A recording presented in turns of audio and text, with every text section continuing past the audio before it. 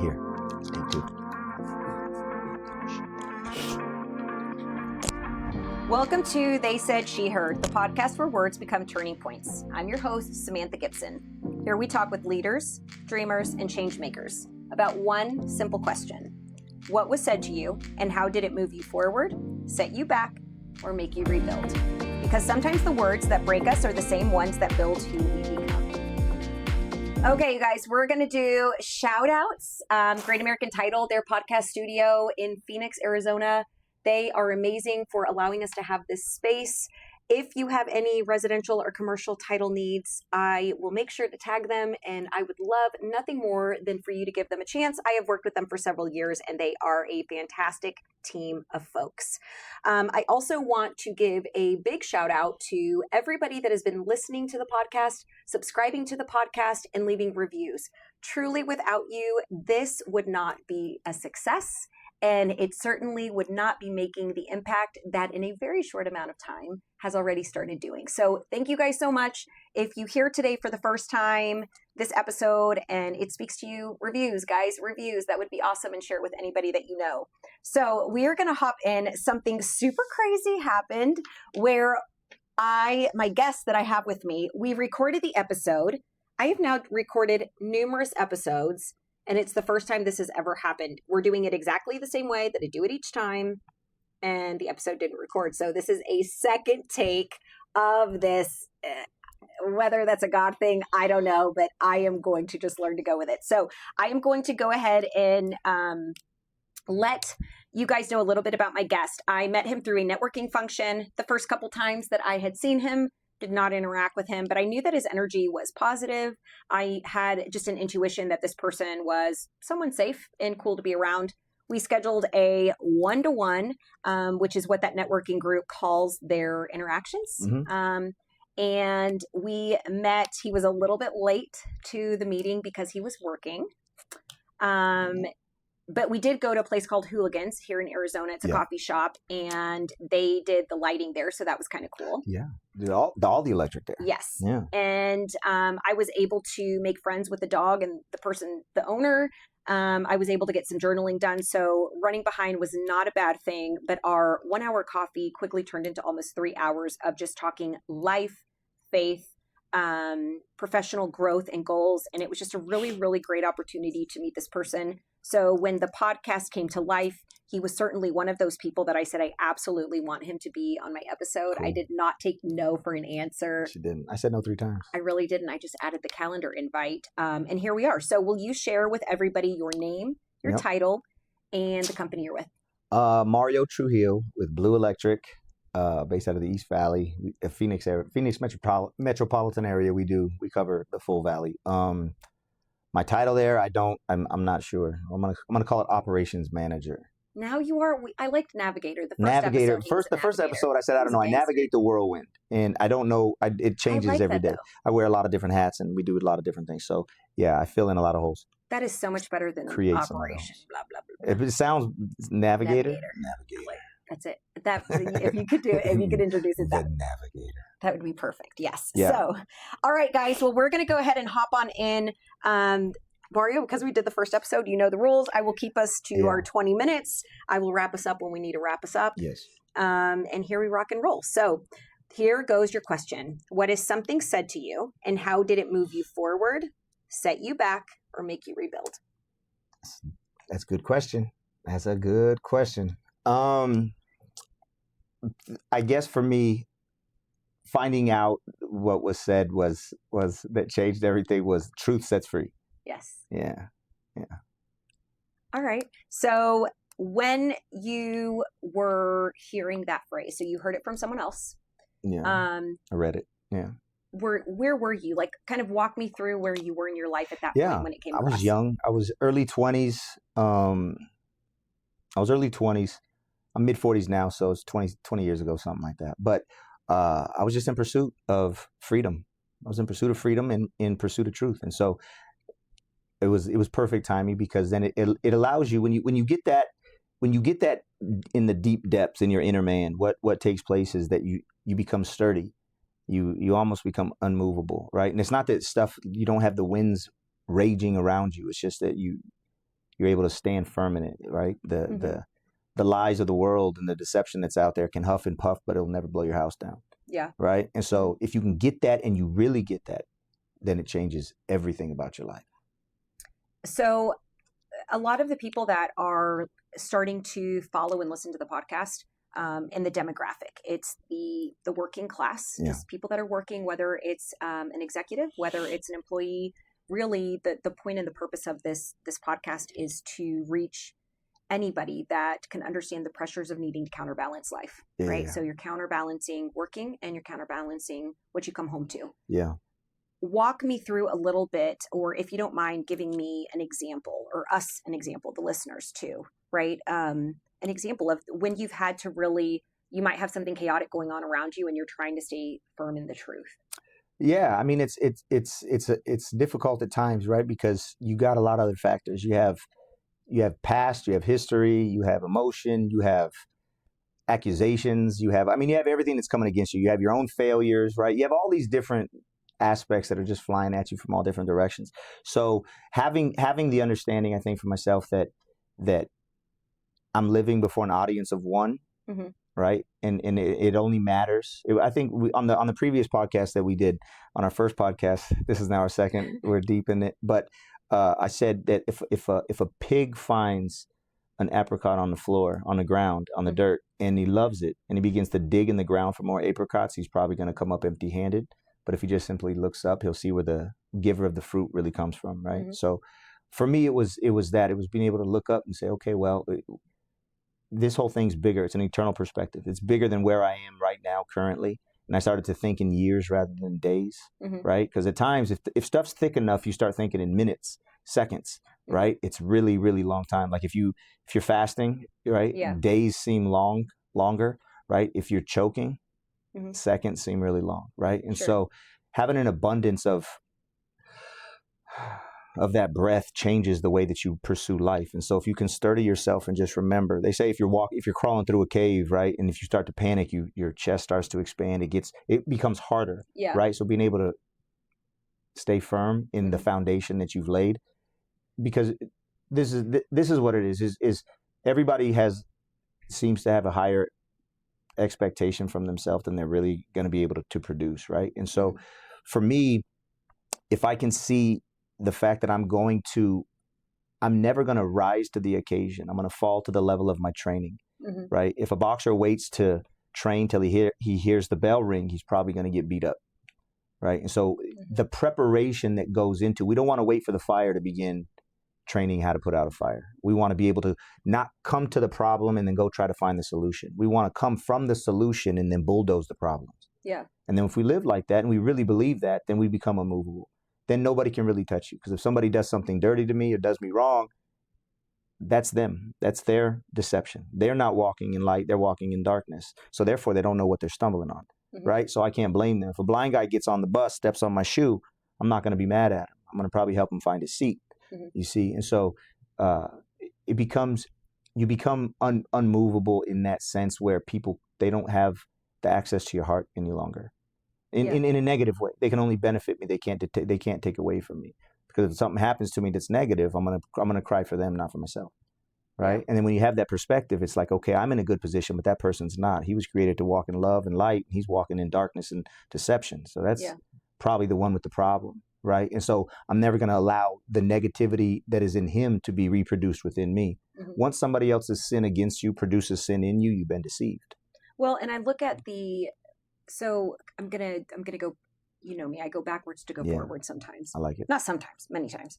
But I think that there's something to be said. So for example, like you shared the story for our listeners, it's the first time that they're hearing about the apricot and the pig, right? Yeah. I heard it in the other episode, but it's something. So I've told all 5 of my kids. My oldest, Taylor's 25. The youngest one's 8 years old, just turned 8. That's awesome. 5 kids. I can't believe it. Awesome. But what I have told the kids for years and years, ever since they were little, and so Taylor's heard it a lot longer, and Alicia second longest, third, et cetera. But the truth, I've always said this, the truth is the truth is the truth. So it doesn't matter what angle of the table you look at it. That's right. It's the table. That's right. It's so interesting because that story about the pig and the apricot, you literally said it exactly the same way. And it's such a good definition and example of truth. Because I tell people when truth, truth to me, and we're all human beings, there are many times, I'm sure all of us can relate, where we might not deliver the message the best. We could have delivered differently, right? For sure. But at the end of it all, like bottom line is that the truth about it was the truth. And so when you look at it, so emotions can be based on perception. A thought process can be based on perception.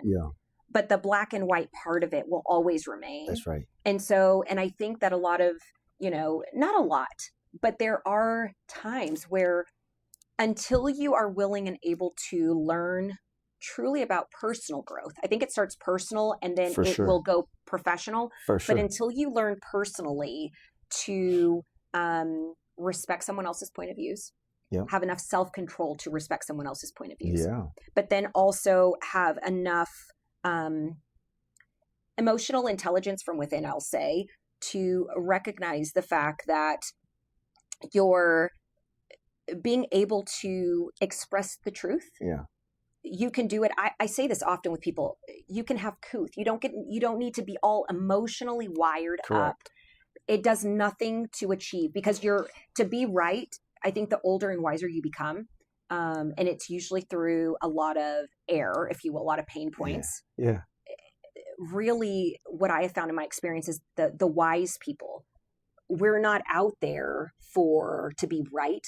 We're out there to be heard and understood. And I think that there's power in that. And when you can speak truth, again, like you said, it's not, the world is not easy and life is not easy. Right. And I feel like I was listening to a podcast the other day, and it's talking about statistically, like just mental health issues and burdens of people, the cost of living. There's all these different things that are taking place right now, that the suicidal rate, people of unaliving, it's increasing. Like there's just all these pressures, right? And so I think the more that you can learn how to say, okay, I'm going to hang in on my truth.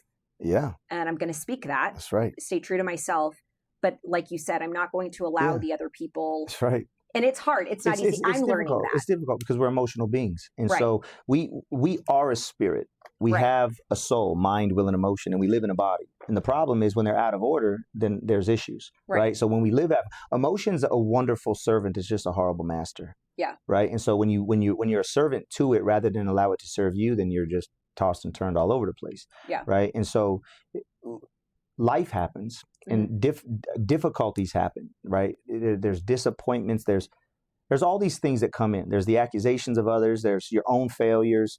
There's so many factors that are negative towards us, that if we don't stand ourselves firmly upon that truth, right, we get tossed to and fro like a boat in the sea, right, in a storm. So I think for myself, it's a difficult thing, because you hear about all those things that are going on, and a lot of it comes from that place of the negative emotion. And the negative emotion is very strong. There's a lot of people doing a lot of time in jail right now for just having an emotional outburst, right? There's a lot of people that made a lot of mistakes because of emotional outbursts. It's not bad to have those emotions. It's just we have to recognize that they're not truth. Right? They're real, but they're not truth.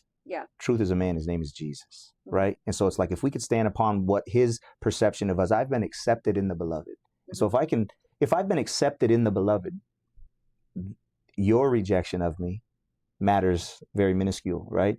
If his perception of me is so great that he saw everything I ever did, thought, word, and deed, saw the purchase price over my life was his blood, and he was willing to go to the cross for me, well, that speaks extreme volumes of my extravagant worth.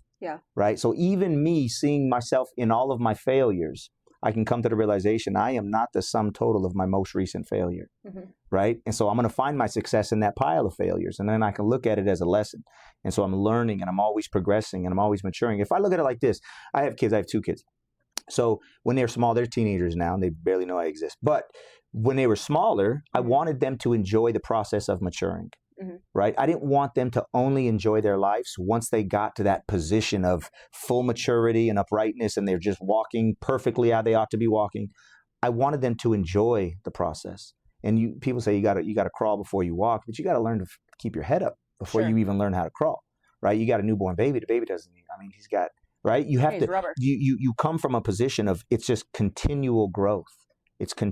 We're going to the place of better and more secure maturity, and it comes in area. You said emotional intelligence. It comes in every area. Emotionally is where most people get gripped because it's such a captivating thing. It's so real. Well, we operate, I think it's really hard. I was talking to Haley. She was the previous episode, and I told her, I said, I read and I heard something, and I'm just really in the season of just rebuilding my life differently, because there's just been a lot of like heavy things that have taken place recently. Specifically, this year has rocked my world. And I said, I'm having to remind myself to lean in on fear. Yeah. That when I'm feeling the fear and I'm actually getting really scared, okay, Samantha, you're doing something right. Keep going and shut up and keep going. Perseverance. Right? You keep going. So I'm going to transition us because we're getting close on time, but I want to ask you the secondary question because I think it does matter.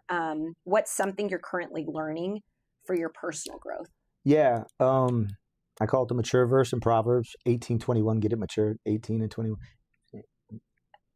Anyway. I'm going to let you have that one. Association helps the memory. But Proverbs 18:21, it says that the power of death and life are in the tongue, and he who loves it will eat the fruit thereof. Right? If we can be intentional concerning our speech, we're going to be able to affect positive. You're going to, regardless, you're going to affect people positively or negatively. You just get to, if you're intentional about it, you're going to be able to eat good fruit from that tree. Right? And so the tongue is very powerful. It's like a rudder on a boat. That the boat can be huge and the rudder's small, but it shifts the boat in whatever direction it's going to go. It's like the bridle in the horse's mouth. The horse, being a massive beast, by this little bridle in his mouth, is being able to be steered in whatever direction he's going, right? And so learning the power of the tongue and being able to be faithful with it in a fruitful way, looking to produce grace to the hearers, right, is become something that I'm working on, that I've been working on. I'm long-winded, and so I try to be more concise.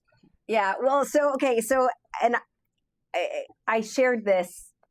I stole it. It's so funny. I stole it. Well, I had shared that book, U-Turn by Ashley Stahl, had asked a question, and it talked about 5 people, right? So 5 people is famous or not famous, current, present, past, life. It doesn't matter. No right or wrong answer. You get to choose 5 people that you find to be inspirational. And out of the 5 people that you choose to be inspirational, why are they inspirational? And then what is something valuable that you wish that you could learn from them, right? And so it was interesting because again, it's a book, not a workbook. I have turned it into a workbook because I'm answering the questions that she's posing. And it's been really therapeutic and very insightful and helpful. But I did that exercise of the 5. I posted it on my LinkedIn. I posted it on Facebook as well. And one of the people that I posted was Judy Holler. She's awesome. She actually responded on my LinkedIn, which was super cool. And we connected. But then it's also, I had posted Simon Sinek. Why I found Simon Sinek inspiring to me is he takes these very simple topics, right, that we tend as humans to overcomplicate, to overexplain, because we want people to buy in on this amazing wisdom. And he is so effective, like his social media, his quotes, like everything about him. Simple. It takes a very simple topic that we all tend to over-explain and overcompensate for, and keeps it as simple as what it is. And I love that about him, because I said, okay, I want to learn how to do that, especially a combination of the podcast, the Thrive House real estate stuff, the consulting company, the trauma-informed things I'm doing. Like, it's interesting. And so I love that you're trying to learn to do that too, because you guys do commercial and residential electrical work. Correct.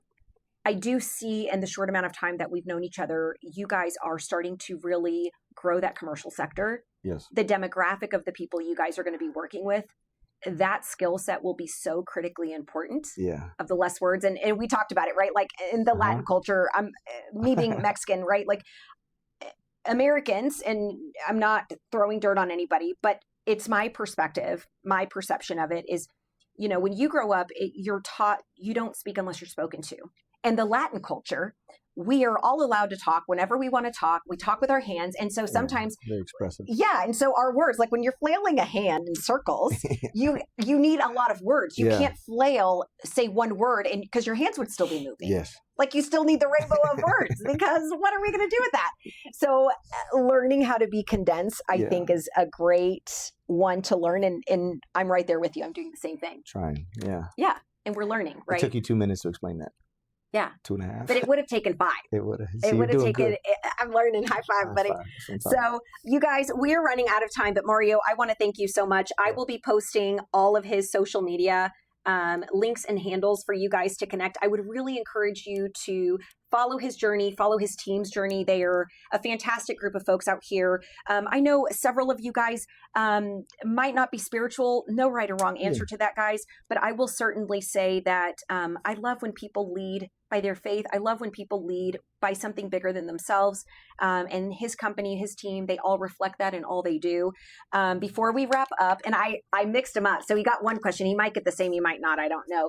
But you know the rules. So you read the question, you don't answer it, and then your podcast is going live when they hear it today. Got it. So you'll post as complicated or a simple answer on your platforms. I'm going to pick the other one this time so I can find out what the other one is. I'm not going to look because you said my eyes did something last time. You got the same? Oh, you got the different one. Because you know why? That one's bigger. You got to cut up the same. Yeah. Situational awareness. Situational awareness buys you time. Time buys you options. If your life had background music, what song would be playing right now? Oh, God. Okay, so you guys get ready. He will post it. You're probably going to be dancing to it, but you'll not want to miss that. Make sure to like his social media. But with that, you guys, like I say, each and every episode, thank you for coming and visiting. Share this with anybody and all people that you feel could benefit, or maybe just a stranger you just want to share because you don't know who needs to hear this message. Yeah.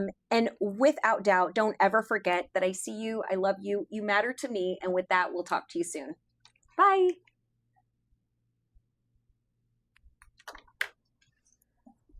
Did it record?